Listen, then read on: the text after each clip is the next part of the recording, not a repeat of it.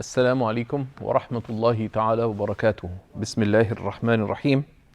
الحمد لله حق حمده، وصلى الله وسلم وبارك على خير رسله سيدنا ونبينا محمد وآله وصحبه وحزبه. Alhamdulillah.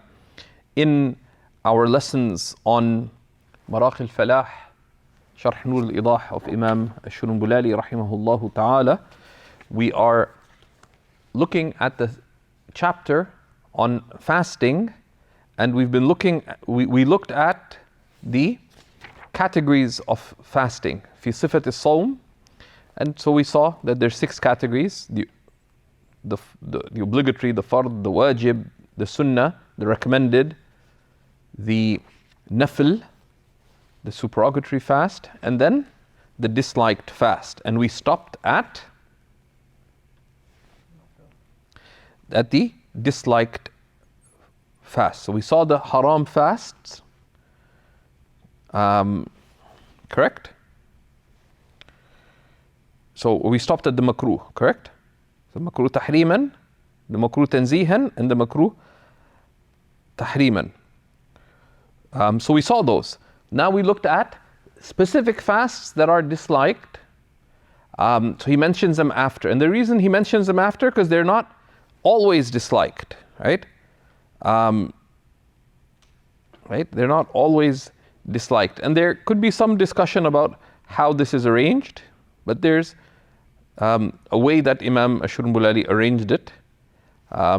So we reached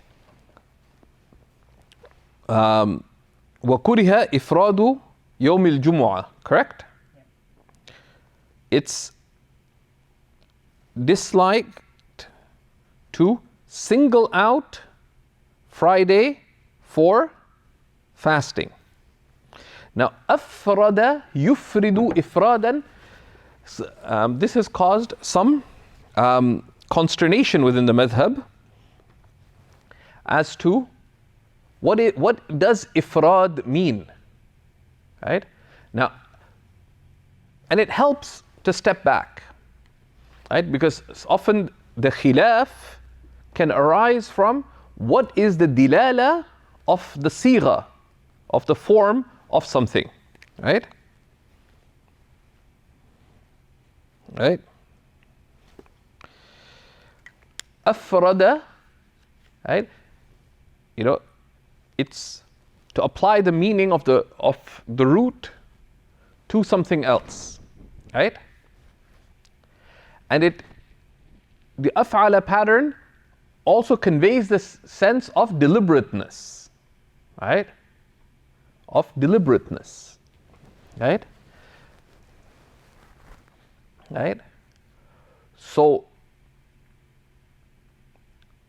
we could translate ifradu yawm al-jumu'ah, it's disliked to single out Friday, meaning to choose it deliberately, right? Like in the sense of singling it out, right? So one could say that al-ifrad huwa at-takhsis ma'a at-tamyiz, right? That you choose it and deem it distinguished for some reason, right? And we'll see the basis of that, right? We'll see the basis of that.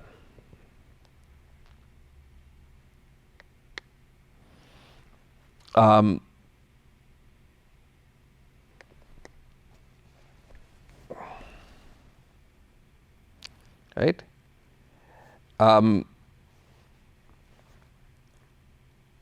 So even amongst the later scholars, there's taraddud, there's hesitation about Friday. One component is that Friday is a day of worship. So if it's a day of worship, then where worship is praiseworthy, then fasting on that day would be praiseworthy.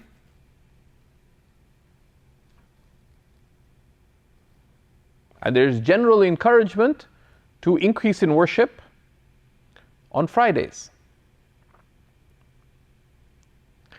But then there's the issue of singling out, of takhsis, that is there a So there's a difference between a general encouragement and a particular encouragement.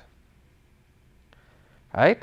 So there's a general encouragement to do extra worship on Friday, but is there, from the lawgiver, specific encouragement to do extra prayer? It falls under the general encouragement, but is there specific encouragement? The Hanafis would say no. That's what we will say. We'll see of what's disliked on Fridays is to single out Fridays for extra prayer, deeming it specifically expected on Friday. Right? That's a subtlety. But so there's the consideration of just fasting is generally mandub, generally nafil is good at any time. Friday is a time of worship, so it's good. This under the general praiseworthiness, which is why, for example, you'll see in the Durrul Mukhtar, and Tahtawi mentions this, he considers fasting on Friday to be recommended. And Ibn Abdin has some good discussions there. But what is the concern? The concern from the general principles is that there is no specific praiseworthiness of fasting Friday. So therefore, singling it out would be, as it were, a bid'ah. Not insofar as you do it, but insofar as you single it out, that you say there is a specific merit for fasting Friday. Where's your proof for that?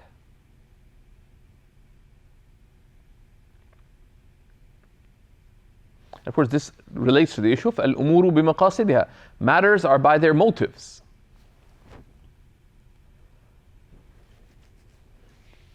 So that's one concern. The other concern is there are texts that have come, right, regarding fasting on Friday, right, in Sahih Muslim and elsewhere, right, and we'll see that next. But again, the chapter heading, of course, Imam Muslim did not put his chapter headings. And there is discussion. Many have said that these were placed by Imam al-Nawawi. And others have said no, they were placed earlier than Imam Nawawi. But either way, the chapter heading is, in the chapter on Siyam, Karahatu Siyami Yawm al-Jum'ah Munfaridan, on its own. Right? So, is the karaha lifted only by fasting a day before or a day after? Some of the fuqaha have taken that route. Tahtawi sort of traverses that route. But the other is no, this is singling it out. Singling it out, meaning that you think somehow fasting on Friday is better than fasting another day. And هذا غير ثابت.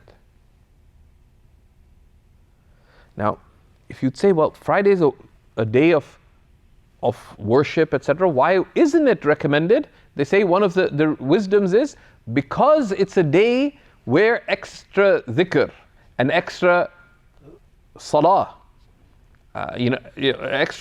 generally extra worship, but extra dhikr, extra salah on the Prophet ﷺ is recommended, then these wadha'if that are praiseworthy and the other sunnahs that are established of being in the masjid from early in the day, etc., these may be difficult to combine with a specific encouragement of fasting. Wallahu a'lam. So he says, وَمِنْهُ إِفْرَادُ يَوْمِ الْجُمُعَةِ بِالصَّوْمِ. Right, so we say that here it would be تخصيص مع التمييز, to specify it and deeming it distinctly better to fast that day. Right? أما لو اختارها اتفاقا, لو صامها اتفاقا, if one just fasts it just incidentally, it's nighttime, you say, you know what? I haven't fasted for a while, let me fast tomorrow. فَلَا شَيْءَ فِيهِ. There's nothing wrong with it. أو خصصها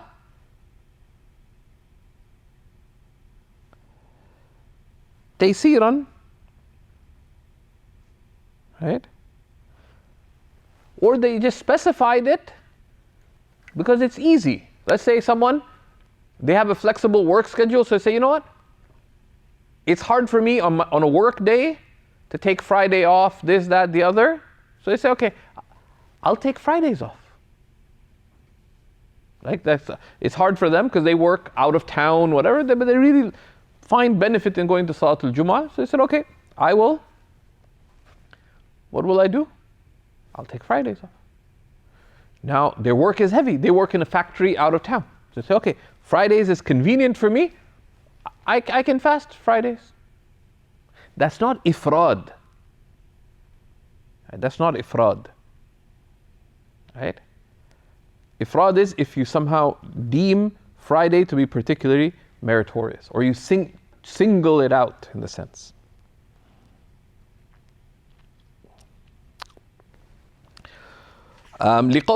لقوله صلى الله عليه وسلم لا تخص ليلة الجمعة بقيام من بين الليالي ولا تخص يوم الجمعة بصيام من بين الأيام إلا أن يكون في صوم يصومه أحدكم.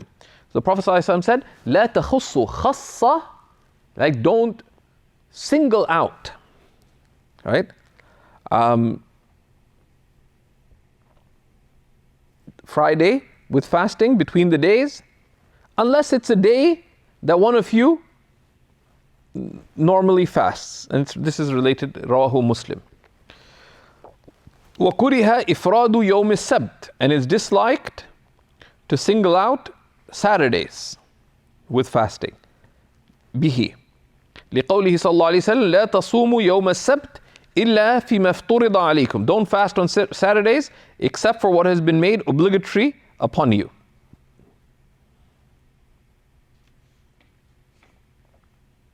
فإن لم يجد أحدكم إلا لحاء عنبة أو عود شجرة فليمضغه. Right?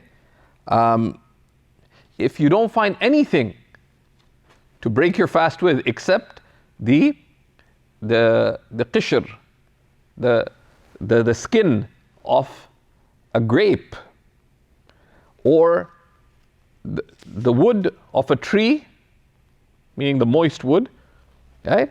Then chew on it, right? Meaning to break your fast. Rahu Ahmad wa ashabu sunan illa an-nasa'i. Right? And the same thing applies here, right? If one does it simply out of convenience, so if, of course, the wisdom here is في تشبه باليهود, because this is the Sabbath, the Saturday. So if one does it because Jews have their day of break, I'm going to fast this day. No. If you deem it to have particular merit, but if you do it because it corresponds to a habit, like someone had inquired previously about fasting every other day, or if you do it for convenience, تيسيرا لا إفرادا, right? فلا شيء فيه. And the hadith commentators, if one looks, they unpack this significantly as well. Okay? But there has been extensive difference, even late into the Hanafi madhab, about this issue of the ifrad. Right? Okay. وَكُرِهَ إِفْرَادُ يَوْمٍ نَيْرُوز. It is disliked to single out the نيروز. أصله نوروز، لكن لما لم يكن من أوزان العرب فوعول أبدلوا الواو ياء وهو يوم في طرف الربيع. Right? This is the spring festival. Neiroz, it's originally Farsi. Noroz, okay, from it's a new season, the spring festival, right? And it had religious underpinnings as well, right? So singling it out for fasting is disliked, right? The same consideration, right? One was going to fast, someday one finds out it's Neiroz, but you're not doing it because it's Noroz, you're not doing it because whatever, then there's no karaha.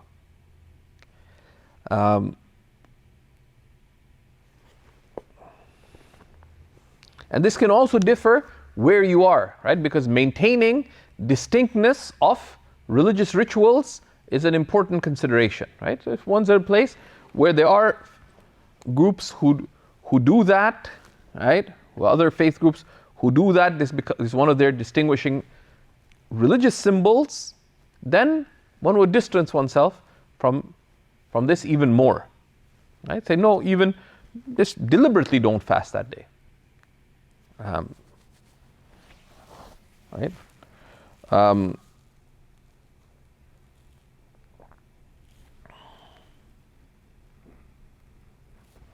Right? That's why Imam al-Tahtawi mentions, right, where it said, and then he says, أو إفراد يوم المهرجان, right? Or to single out the harvest festival, right? Mu'rab, Mahragan, or whatever it is. وهو يوم طرف الخريف. It is when the fall enters, right? That's the autumn festival or the harvest festival, right? Because after winter, now when in spring, the animals start mating, they give, your crops start growing, etc. So in many cultures, they would celebrate then, and there would be all kinds of rituals associated with them that were religious in nature, right? So one distances oneself from that. Of course, one has gratitude for the changing of the seasons. That's a separate thing. Because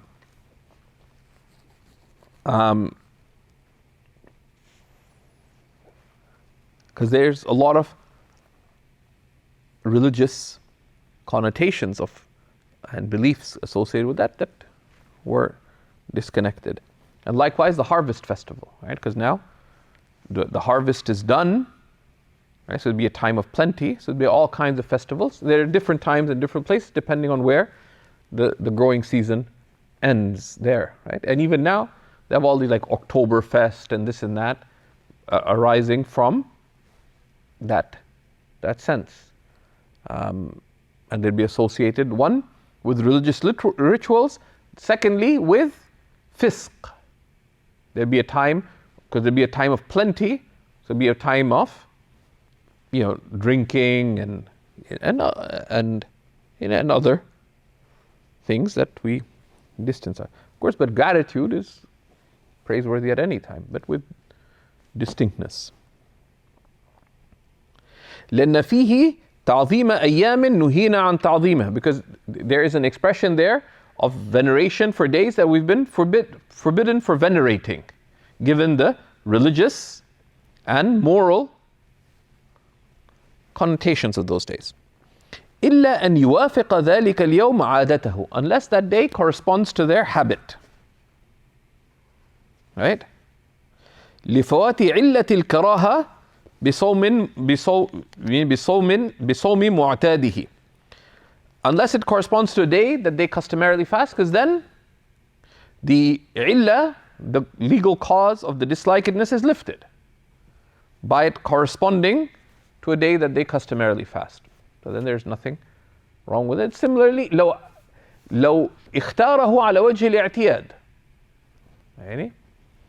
right? That is that's the day they chose. This, which is why here Tahtawi mentions في طرف الخريف إلا أن يوافق اليوم, right? Except if it corresponds to a day. He says this if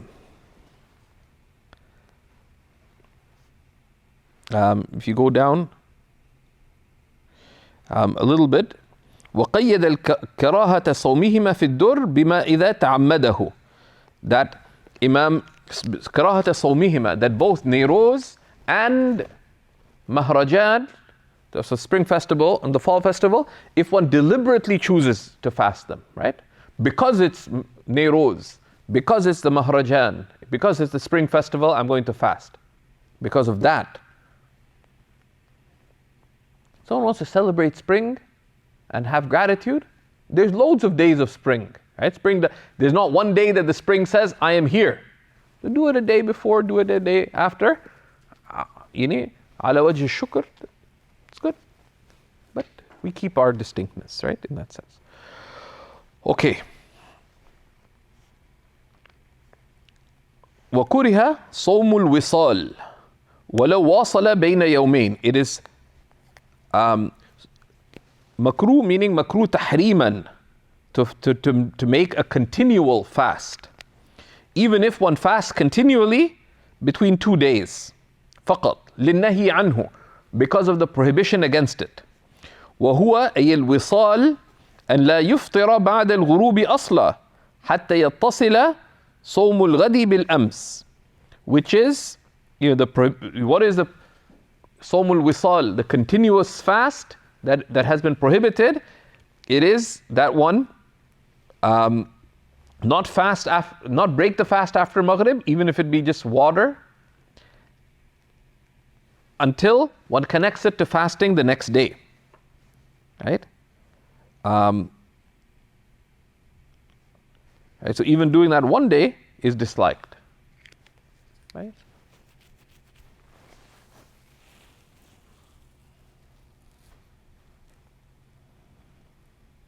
Right? Now the Prophet ﷺ did this, right? The Prophet ﷺ forbade the Sahaba, and then he reminded them about the prohibition because he prohibited it, but some people did it, perhaps because they didn't hear about his. So he said, أَلَسْنَا نَرَاكَ تُوَاصِل. Do we not see you fasting continuously? Right? He said, لَسْتُ كَهَيْئَتِكُمْ. I'm not how you are. يُطْعِمُنِي رَبِّي وَيَسْقِينِي. My Lord gives me food and drink. And there are over 40 major interpretations of what it means that Allah gives him food and drink. The most obvious is meaning Allah nourishes him spiritually and physically, such that he does not need food. Some of the ulama took, the mudari' indicates continuity, so that Sayyidina Isa alayhi salam received a ma'idah min as-sama' once in his lifetime. The Prophet ﷺ got a secret feast from Allah subhanahu wa ta'ala every night. And that's very far-fetched, because had it happened, people would have seen it, right? Because we have the smallest details even about how the Prophet ﷺ would move Sayyidah Aisha's legs away when he went into prostration. So we have little details like that. And we wouldn't have like a whole, and that's almost certainly not correct, right? And some of it, of course, is they're just laying out the possibilities, right? You have to be aware. Because the logical possibility, the ulama think things through. Sometimes they'll mention something that yumkin dhalik, right? Because Allah feeds me and gives me to drink. This could be hissan aw ma'nan, right? It could be tangible food and drink. And there's a case for it, because al-asl fil kalam al-haqiqa, basis of speech is it's real. But the more likely is that, and then because yut'imuni rabbi, the mudari', what does it indicate? Istimrar. So then it could be this ongoing, or sometimes. Is it only when he fasts continuously that he gets this feast? or at other times. So there's a whole bunch of possibilities for, what that is. Right? Is it all the time, or when I fast ad-dahr? Right? And if you really want to break it down logically, it goes down. And sometimes they just do that as a mental exercise, right? That, okay, let's think through the possibilities. And the most likely is no. It's not tangible, regardless of all these possibilities. It's ma'nawi. There's a ghidha ma'nawi and ruhi and jasadi. Right? And that, and there's some beautiful things that the ulama mention about that.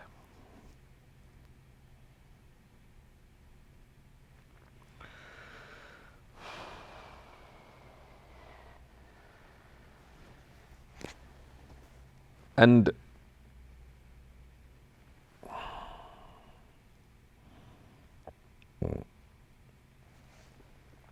here, if you look in Umdat al-Qari, Imam Badruddin al-Aini has some beautiful words about the uniqueness of the Prophet sallallahu alaihi wasallam. And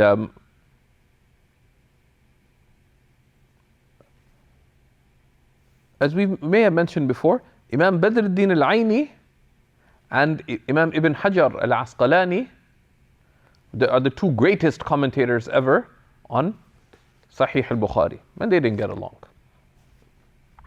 They're contemporaries. They're both muhaddithin. They're both fuqaha. They're both served as qadis. They both lived in the same city. They both had overlap, being both in Cairo, both had overlapping circles of students. And they just did not get along. That's just human nature too.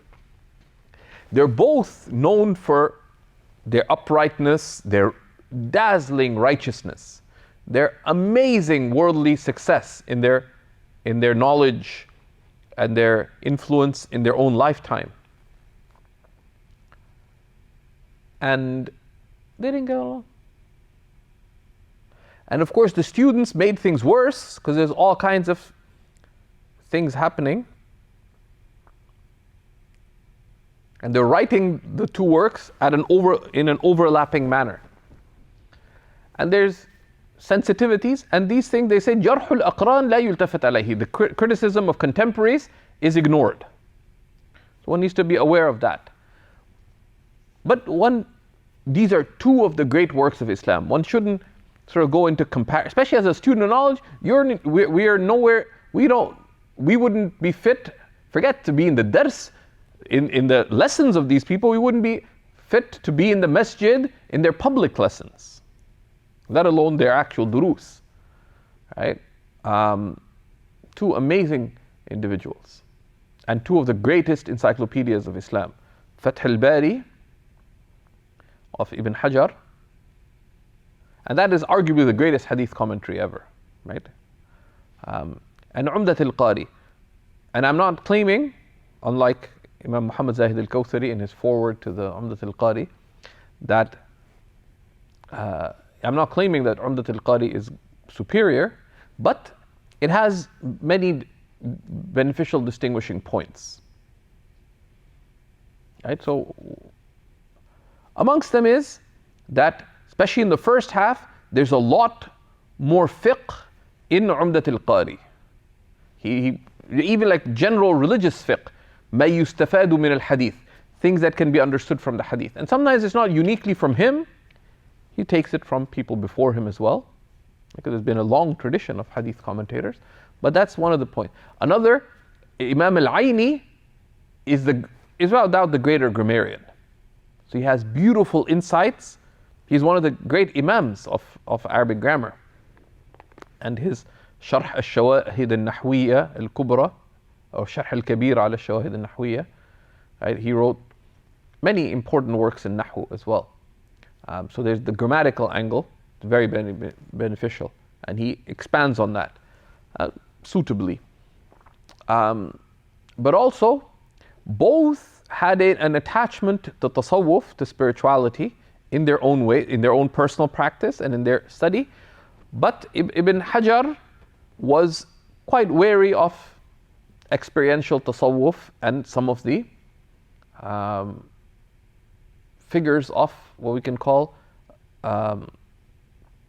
the tasawwuf al-dhawqi, experiential tasawwuf, as opposed to the tasawwuf al-amali, of practical tasawwuf. And so he's wary of it. And it's not something he himself delved into much. Imam Badr ad-Din al-Aini, on the other hand, was well versed both in the tasawwuf al-amali but also in the tasawwuf al-dhawqi. He himself was a student of the Wafa'i branch of the Shadhilis. He's actually mentioned in the Al-Guhin's Tabaqat al-Shadhiliya, al-Kubra, but also you see in biographical notes about Al-Aini and so on. You find that aspect. So frequently when he mentions hadiths that have that relate to it for the status of the Prophet ﷺ, etc., we're not in any way implying Ibn Hajar. He is the Imam al-Mutaakhirin. He's the Imam of everyone who came after in the science of hadith. Bila munazi', right? Imam Anwar Shah al-Kashmiri mentioned that when he read Fath al-Bari, he felt a little irritated because he really felt that Ibn Hajar wasn't fair when mentioning the difference of opinion of the Hanafis, as opposed to the other madhahib. But he said, out of respect for Imam Ibn Hajar, for years he didn't say anything. And he said he wanted to figure out what's the most appropriate way of addressing this issue, because it needs addressing.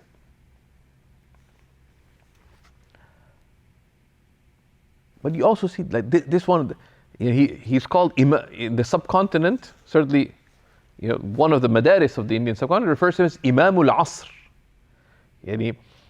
Imam Sheikh Abdul Fattah Buda's book تراجم ستة من فقهاء العالم الإسلامي في القرن الرابع عشر, one of the 6 biographies of 6 really distinguished fuqaha at the turn of in the 14th Islamic century. Imam Anwar Shah al-Kashmiri, because مظهر العجائب, an amazing person. But this is his adab. And he's a genius. For years, what would be the most appropriate way of expressing this? Rahmatullahi ta'ala alayhi. So he actually went to Khwaja Muhyiddin Chishti's maqam and he did istikhara there. I think it's Khwaja Muhyiddin Chishti, or one of the great maqams of and made istikhara there to Allah subhanahu wa ta'ala, that what would be the most appropriate way of addressing. And he had this inspiration. I'm not sure whether it's Khwaja Muhyiddin, but one of the great maqams, I forget which one. So he had the inspiration that addressed the issues that he brings up that where he's unfair, but don't criticize him for it. Right? But you see, this is this adab does not mean that we forgo haqq at-tahqiq, of verifying things, but there is a way. Right? There's a way, and we should learn that.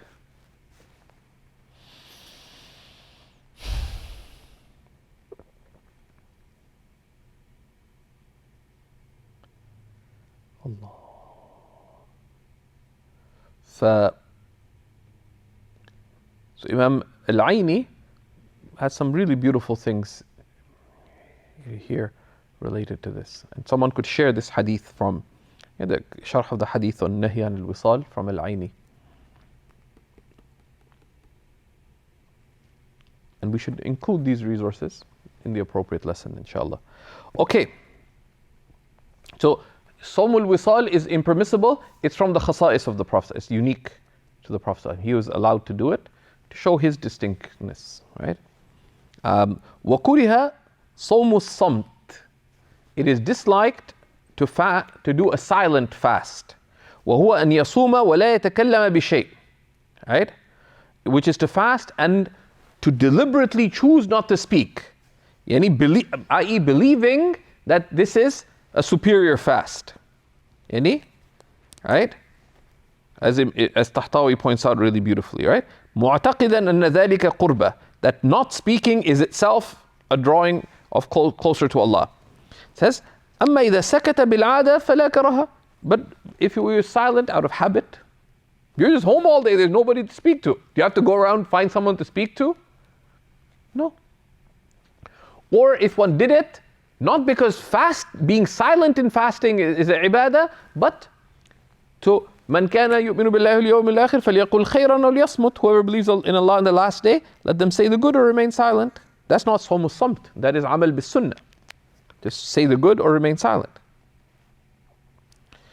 فعليه أن يتكلم بخير وبحاجة دعت إليه. So one should speak with the good. Because it's sunnah to speak with the good. وَقُولُوا لِلنَّاسِ حُسْنًا. Say good to people. فَلْيَقُلْ خَيْرًا. Right? What is the sunnah? Speech or silence? So let's ask this question. Guys, maybe you fell asleep from my digressions here. What's the sunnah? Silence or speech? Think fiqh-wise. The asl would be silence. Anyone disagree?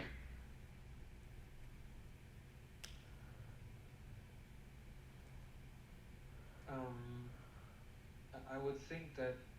So one answer is that one should be silent. The asl is silence. What? You speak only when you're required to. Speak only when you're required to. I didn't require you to speak right now, Siddhi. No. That's okay. Speak only if it's required. That's true, but no. Anyone else who's? I think speech would be sunnah. Why? So the other answer is speech would be sunnah.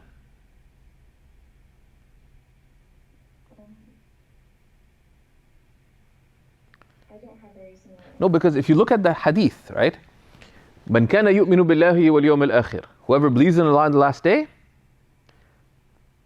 فليقل خيرا. It's a command. Say the good. Right? أو ليصمت. Right? Or else remain silent. Right? So the superiority of silence is contingent. That يعني إن لم تتحقق من كون الكلام خيرا فاصمت لأن فيه سلامة. Right? That if you're not sure of the benefit of your speech, then be silent. Right? But in itself, what is superior? To be quiet or to speak? Well, it's a false dichotomy. So how do we address this as طلاب علم? Is it better to speak or to be silent? You don't give a general response. Rather, you have to condition it. Someone just comes up and asks, آنسة, should I, هل أحسن أن أتكلم أم أسكت? I mean, you can't, it's not A or B. Is it better for me to speak or be silent? No. Right? That المأمور به هو أن نتكلم بالخير. So to speak the good. But the condition is, right? فليقل خيرا. This wasf, you have to, الوصف مقصود, right? That this quality is sought. Speak the good. So until you're sure, فليصمت. So in itself, beneficial speech is superior than silence. But then السكوت إنما يحسن لعارض. Yes, silence is good because of a contingent consideration, which is فالسكوت أولى عملا قبل التحقق بنفع الكلام. Right? So silence is operationally our basis until we are sure of benefit. But in itself, someone comes in. So I'm observing silence. لا. قل السلام عليكم. كيف الحال? There's a whole bunch of things that you should say. Right? Someone say, anyone know where I can find an open halal restaurant? لا, I'm practicing silence. لا. That's not, right? So that's what is meant by man samata naja. Right? The silent are saved, as has come from the Prophet sallallahu alaihi wasallam, right? But وَكُرِهَ صَوْمُ الدَّهْرِ, and it's makruh, again makruh tahriman, to fast continually, right? Which is to fast day after day after day without interruption, right?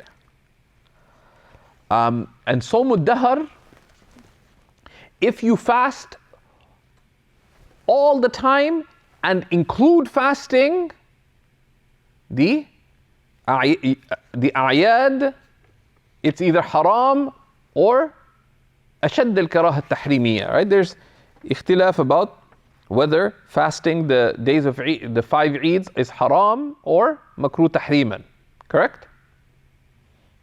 We found what's in the Burhan, right? He says haram, but most other texts do appear to say makruh tahriman. Correct? But ongoing fasting, but صوم الدهر is that you fast like khalas, you say, I'm fasting for the rest of my life. I'm fasting this whole year. Right? This makruh. لأنه يضعفه, because this weakens a person. أو يصير طبعا له, or it becomes just a habit. Right? You naturally just fast every day, just becomes a habit. And this is a beautiful ملاحظة, right? ومبنى العبادة على مخالفة العادة. Right? مبنى, the basis of ibadah is that you break, is the goal. Right? That you go against your just mere habit. Right?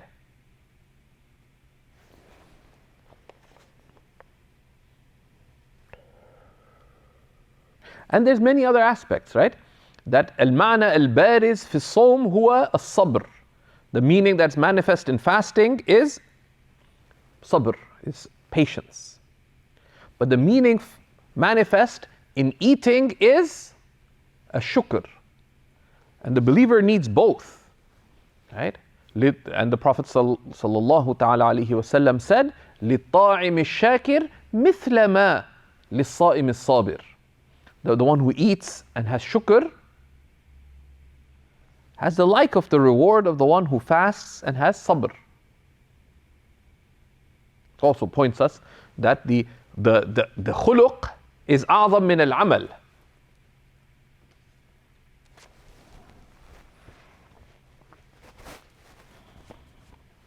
Right? Then he says, rahimahullah ta'ala, وَلَا تَصُومُ الْمَرْأَةُ نَفْلًا بِغَيْرِ رِضَى زَوْجِهَا. Right? وَلَهُ أن يفطرها لقيام حقه واحتياجه والله الموفق. And it is permissible, so a woman should not fast a nafil without the approval of her husband. Of course, this is texts like this, and it's very important to contextualize texts. And some people say you're being an apologist, whatever. It says no, the ulama said this. The fact that someone deems that we explain that where's the adl, the hikmah, and the rahmah in these, and assuming that there isn't adl, hikmah, and rahmah in them, comes from someone's own misperception of our deen and of our tradition. Right? So look at Tahtawi, right?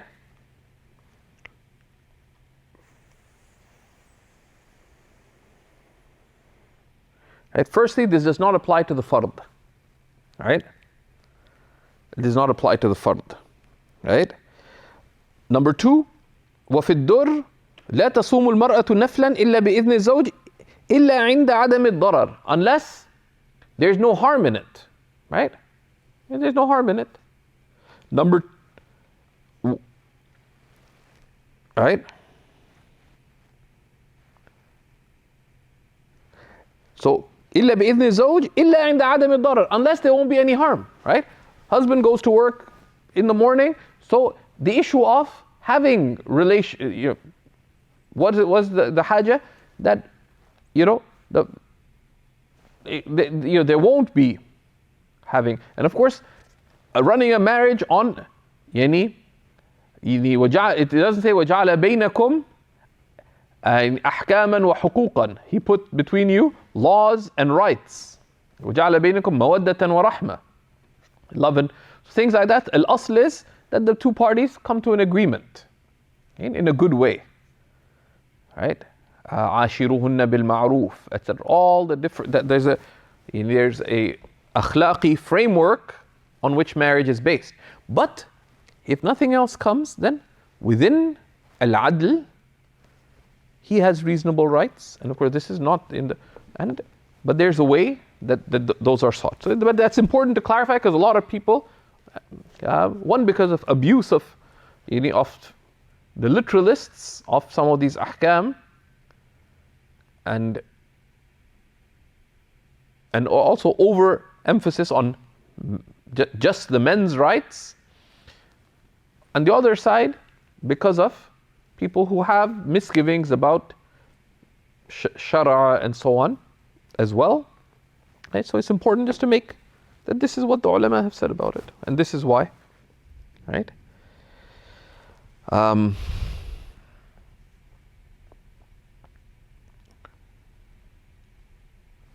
And then he says, he talks about تبييت النية, right? فصل فيما لا يشترط تبييت النية وتعيينها فيه وما يشترط فيه ذلك.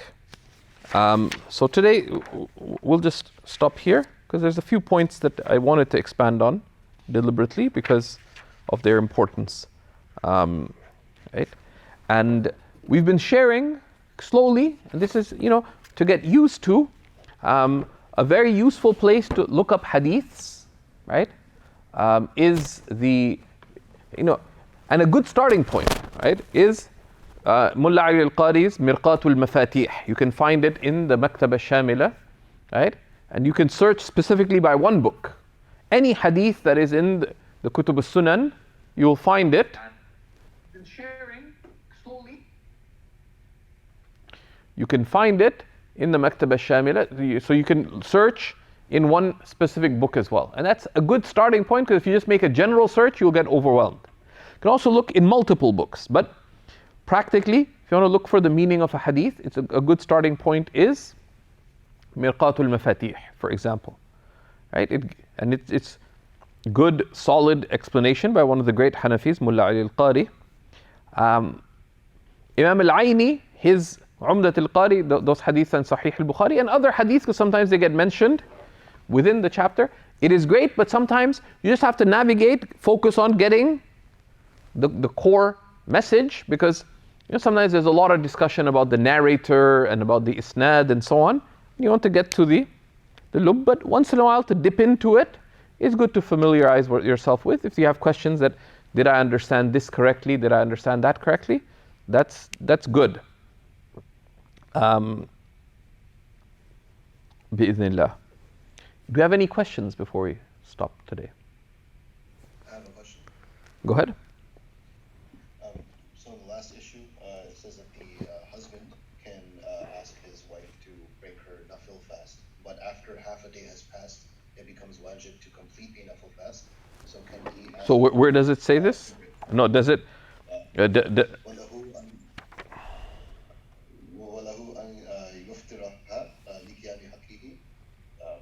just the last line in Maraqi. So, and in No, but he doesn't say. Okay. So in Tahtawi, he says this only applies to the nafil, not for the fard. Okay, so where but it doesn't say to do it before nisf nahar. Where do you get that from? Oh no, so what I mean is the nafil fast becomes wajib to complete at that point. So does it become At which wajib point? or wajib Okay, hold on. Which point? after half the day has passed? Oh, so could be. Okay. So there's two things, right? There's a ruling and then how you apply it, right? There's a ruling and how you apply it, right?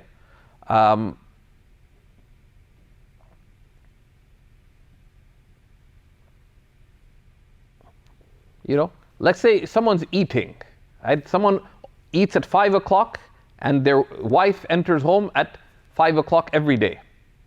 So wife comes in every day from work or from wherever, and every day she says, Assalamu alaikum.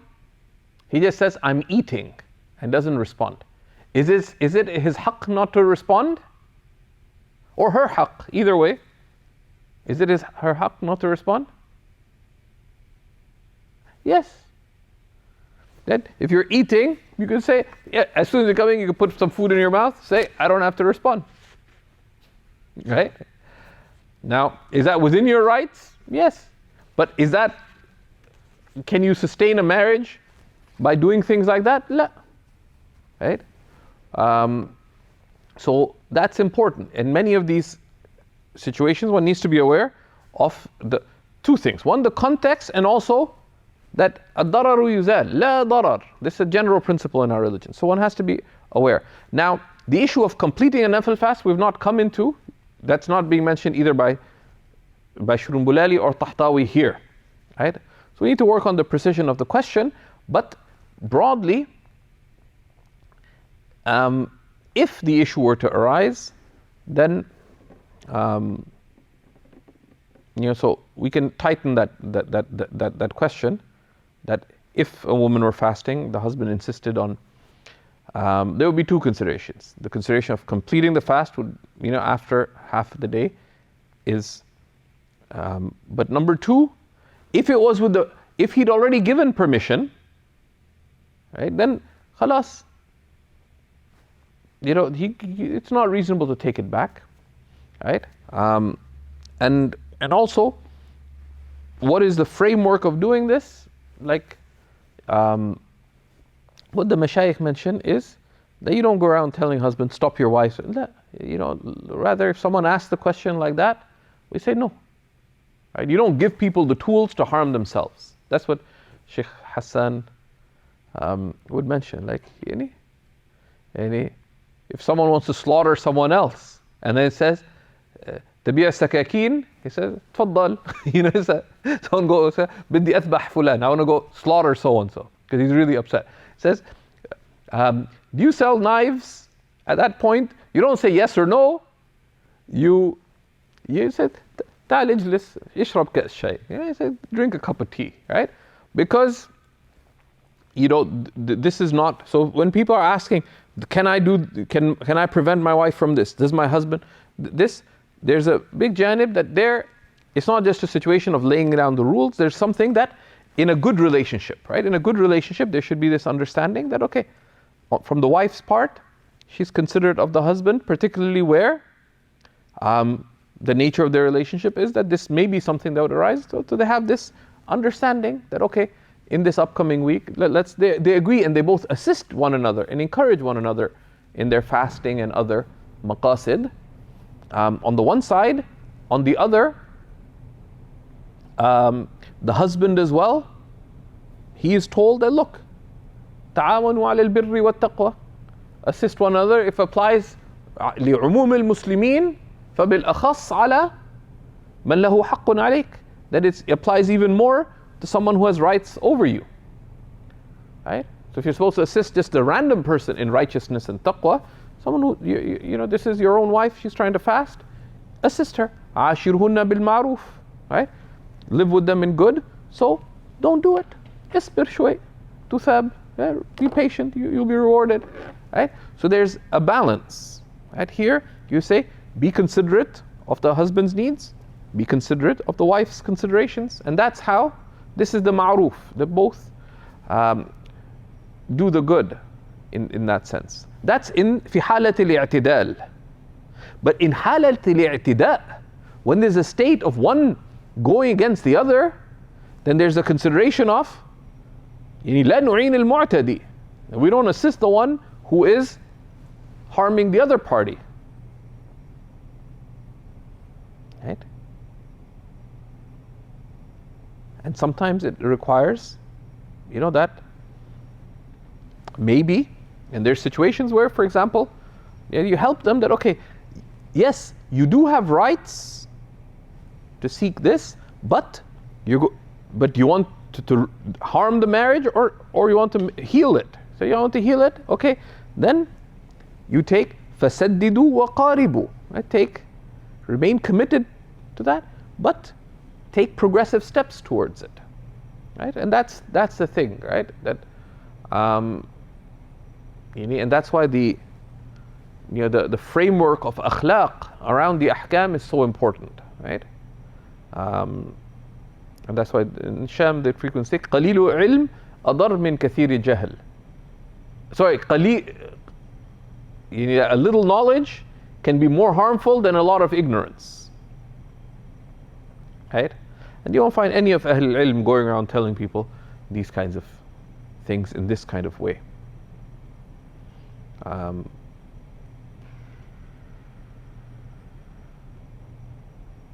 Any other questions?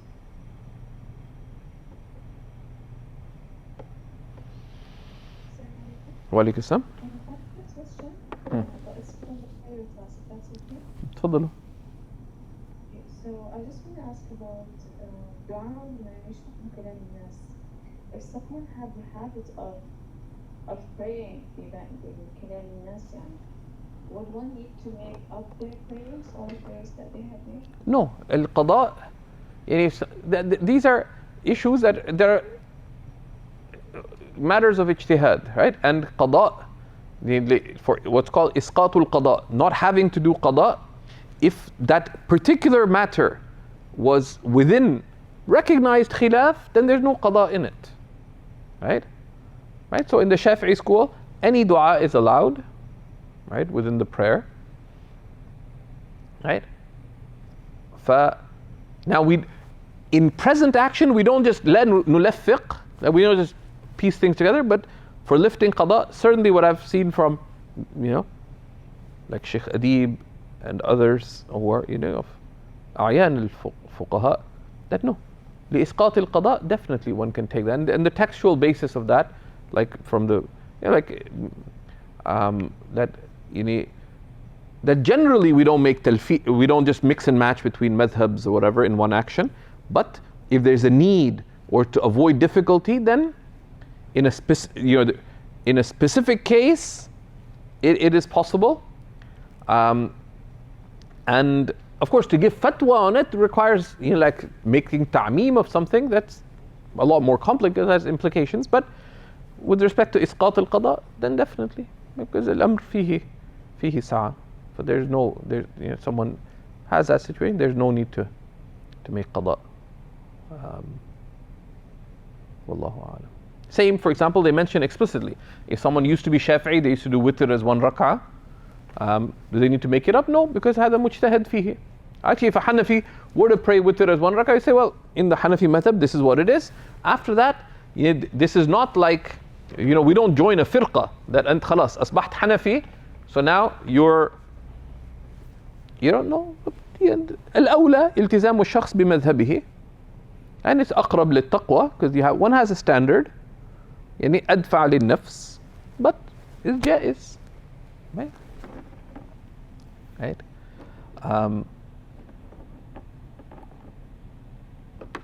Some of the Indians will be upset with that, but we'll stop there, inshallah. Sallallahu ala Sayyidina Muhammad wa ala alihi wa sahbihi sallam. So we'll begin the other class in just 2 minutes.